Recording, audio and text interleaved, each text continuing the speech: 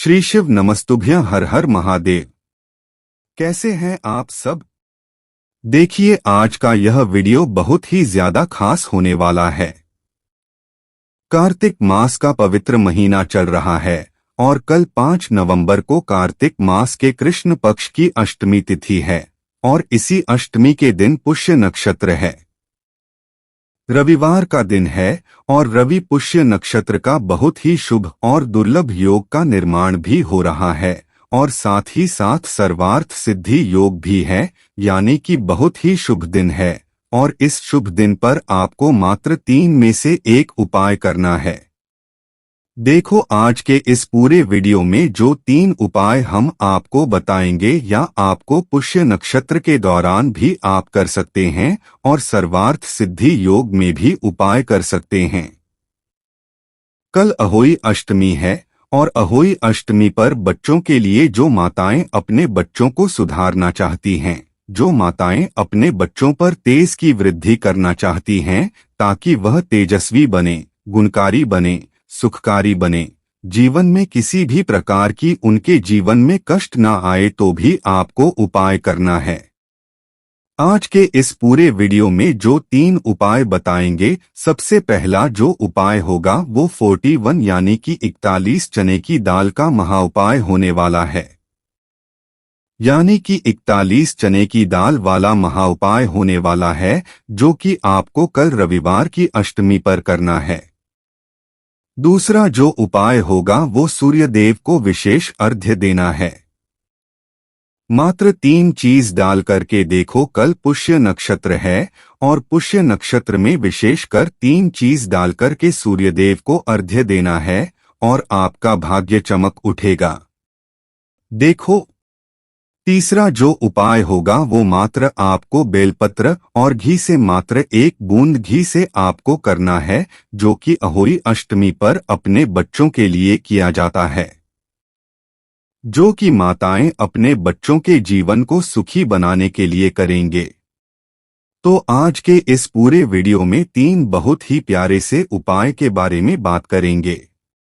ये तीनों उपाय पूज्य गुरुदेव की कथा सुनकर के समझ करके समझाने का प्रयास करूंगा, लेकिन उससे पहले आप सभी से रिक्वेस्ट करता हूं, धर्मलोक चैनल पर अगर पहली बार आए हैं तो चैनल को जरूर सब्सक्राइब करें और कमेंट में जय महालक्ष्मी जरूर लिखें। देखिए, पुष्य नक्षत्र बहुत ही सुखकारी होता है, मंगलकारी होता है, दुखों को हरने वाला होता है, जीवन में सुख को प्रदान करने वाला होता है, हर कार्य को सिद्ध करने वाला होता है, धन धान्य से भरपूर कर देने वाला होता है। क्योंकि यह पुष्य नक्षत्र कोई साधारण सा पुष्य नक्षत्र नहीं है। धनतेरस और दीपावली से पहले आने वाला पुष्य नक्षत्र जो कि बहुत ही शुभ माना जाता है, लेकिन पुष्य नक्षत्र जो है वह सुबह 10:30 बजे तक है।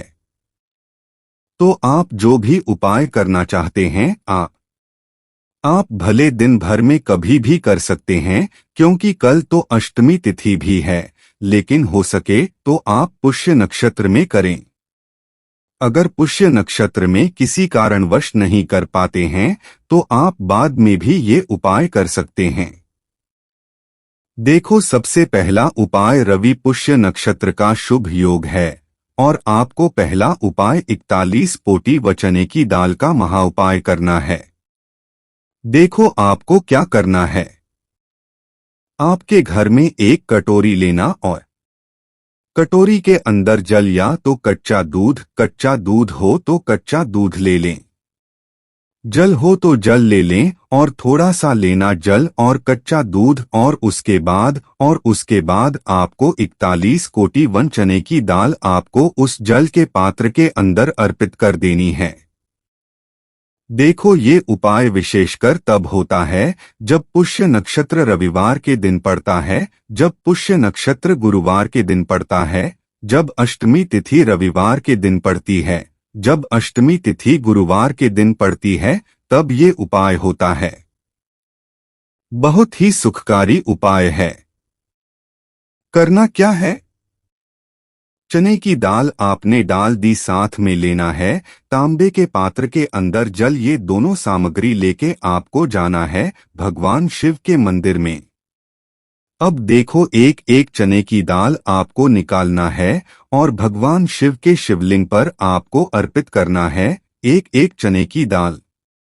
जैसे आप अर्पित करोगे भगवान शिव को, तो सुरेश्वर महादेव का नाम आपको लेना है। देखो, सुरेश्वर महादेव, क्यों सुरेश्वर महादेव का नाम लेते हैं? देखो, अगर आपके जीवन में अंधकार है, आपके घर में अंधकार है, आपके घर में बहुत ज्यादा लड़ाई झगड़े होती हैं, आपके घर में कोई भी व्यक्ति ऐसा है बहुत आलसी है, काम करने की इच्छा नहीं होती है, उठते ही नहीं है, कोई भी मतलब ऊर्जावान नहीं है। जीवन में ऊर्जा होना बहुत जरूरी है।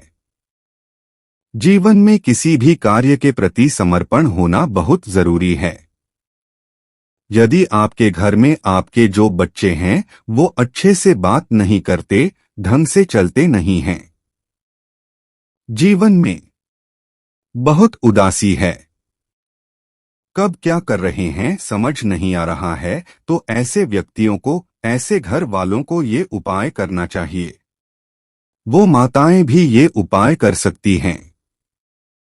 पिता हैं तो पिता भी उपाय कर सकते हैं, या घर का कोई भी व्यक्ति ये उपाय कर सकता है।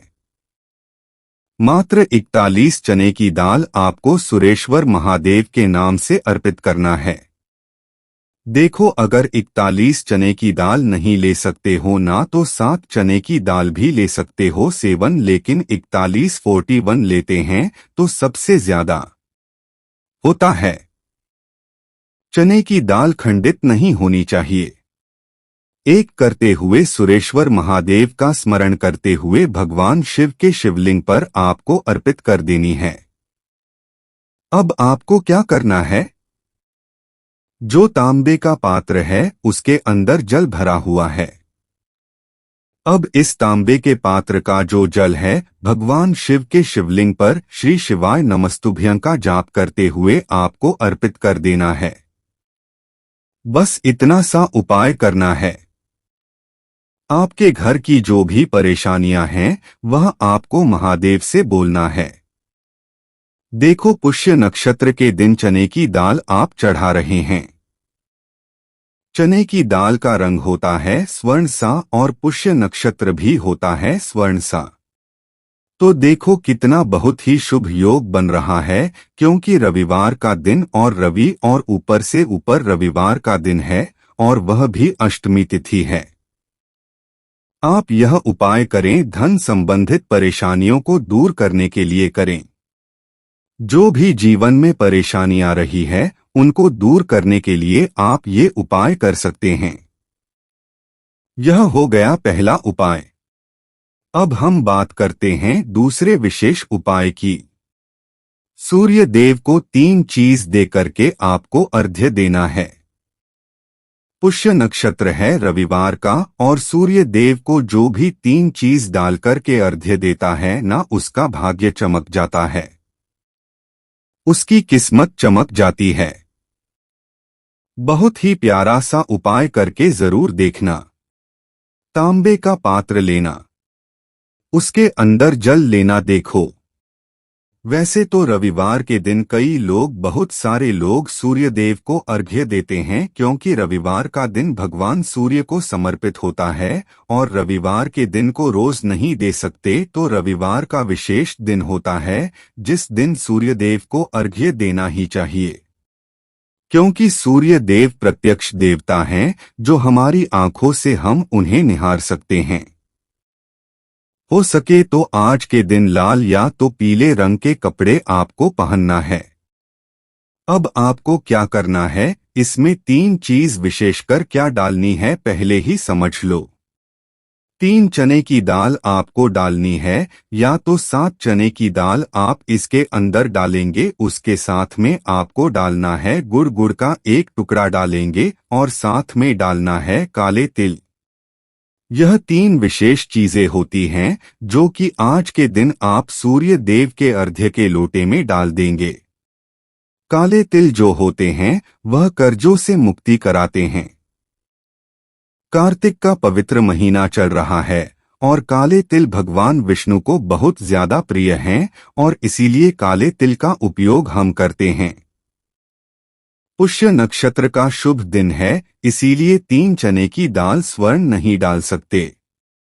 आप तो कम से कम चने की दाल डालिए, 3 नहीं तो 7 चने की दाल डालिए, तो यह पुष्य नक्षत्र की एक विशेष चीज हो जाती है। साथ में गुड़ का जो रंग है वह सूर्य समान है, तेजस्वी है और इसीलिए एक टुकड़ा गुड़ का। देखो ये 3 चीज तो आपको डालनी चाहिए। साथ में आप जो भी आपको डालना है रोली हल्दी या आप गुड़हल का पोस्ट बढ़ा लें या आप जो भी चीज अन्य चीज डालते हैं वह भी आप डाल सकते हैं। लाल मिर्ची के जो बीज हैं वह भी आप डाल सकते हैं, लेकिन यह 3 चीज जो हमने आपको बताई ना, ये 3 चीज तो आपको डालना है और आपको भगवान सूर्य के सामने खड़े हो जाना है।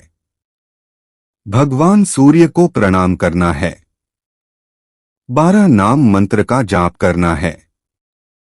ओम मित्रा नमः, ओम रवि नमः, ओम सूर्याय नमः, ओम भंबर नमः, ओम नमः, ओम पोषण नमः, ओम हिरण्यगर्भार नमः, ओम मार्चा नमः, ओम आदित्याय नमः, ओम सावित्री नमः, ओम आर्के नमः, ओम भास्कराय नमः। 12 नाम मंत्र है, स्क्रीन पर आपको मिल रहे होंगे। नहीं आते मंत्र नहीं आते हैं तो ओम सूर्याय नमः का जाप कर सकते हैं 12 बार और उसके बाद सूर्यदेव को अर्घ्य देना है। अर्घ्य का लोटा मस्तक से सिर से ऊपर उठना चाहिए। 3 बार में अर्घ्य देना है। पहले अर्घ्य दें, फिर रुकें, फिर अर्घ्य दें, फिर रुकें, फिर तीसरी बार में पूरा अर्घ्य का लोटा आपको अर्पित कर देना है। अर्घ्य देते समय अगर अर्घ्य का मंत्र आता है, आपको यही सूर्य सहस्त्रांशु जो राशि जगतपति अनुकंपा या मान भक्त या ग्रहण दे दिवाकर, अगर इस श्लोक का आपको जाप आता है तो यह कर सकते हैं, नहीं तो आप ओम सूर्याय नमः का जाप करते हुए आप अर्घ्य दे सकते हैं। अर्घ्य देने के बाद सूर्य देव को प्रणाम करें। जीवन में तेज आए, आपके जीवन की जो भी रोग हैं वह दूर हो जाएं। सूर्यदेव को अर्घ्य देने का सबसे मेन उद्देश्य यही रहता है कि शरीर के रोग दूर हो जाते हैं, क्योंकि निरोगी काया होगी ना तो आपका जीवन सफल हो जाता है। तो निरोगी काया के लिए सूर्यदेव को अर्घ्य देते हैं। जीवन में तेज की वृद्धि हो, चारों 10 दिशाओं में आपकी उन्नति हो, नाम हो वर्चस्व पहले, इसलिए आप सूर्यदेव को अर्घ्य देते हैं। आपके काम में कोई भी अड़चने न आए, इसलिए आप सूर्यदेव को अर्घ्य देते हैं और अर्घ्य देने के बाद वहीं पर सूर्यदेव को प्रणाम करें और उसके बाद सूर्यदेव की आपको 7 बार 7 टाइम्स आपको परिक्रमा करनी है। जहां पर खड़े हैं वहीं पर घूम जाएं। गोल गोल गोल गोल करके 7 बार आपको परिक्रमा देनी है। ओम सूर्याय नमः का जाप करते हुए तो यह हो गया। दूसरा उपाय जो कि इस पुष्य नक्षत्र रवि पुष्य नक्षत्र अहोई अष्टमी पर आपको करना है। अब हम बात करते हैं तीसरे महाउपाय की। यह उपाय करना है शहद या तो फिर घी से शहद ले लीजिए या तो 1 बूंद घी ले लीजिए, दोनों में से एक चीज लेनी है।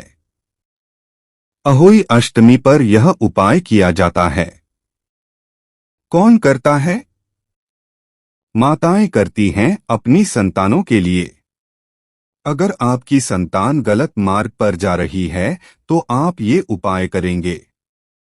अगर आपकी संतान जो है आपकी बिल्कुल भी बात नहीं मानती है तो आप ये उपाय करेंगे। अगर आपकी संतान तेजस्वी नहीं है तो आप ये उपाय करेंगे। अगर आपकी जो संतान है वह किसी भी कार्य में सक्षम नहीं है, आलसी है, तो आप ये उपाय करेंगे। करना क्या है? आपको तांबे के पात्र के अंदर जल लेना है, एक बेलपत्र लेना है और घी या शहद दोनों में से एक लेना है। आपको जाना है भगवान शिव के मंदिर में।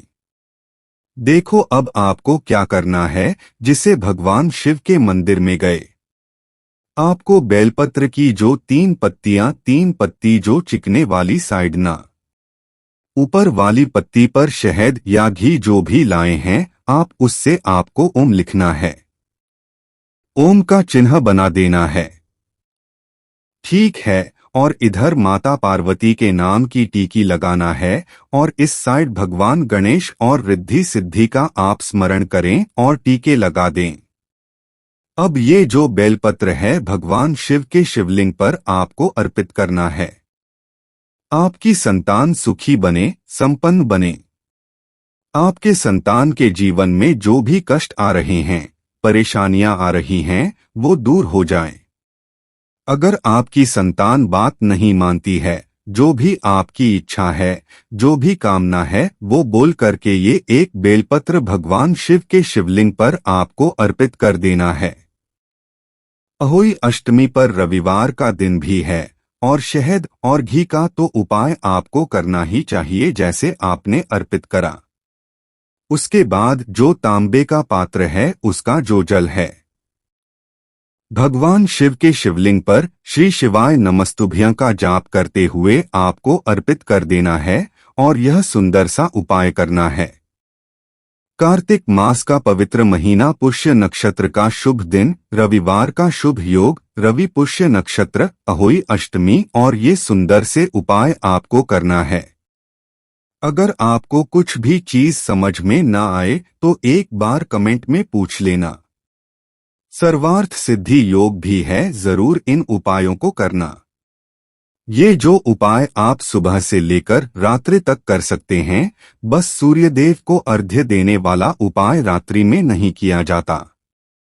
अगर आपको कुछ भी समझ में ना आए तो कमेंट में पूछ लेना, गलती नहीं करना है। श्री शिवाय नमस्तुभ्यं। हर हर महादेव।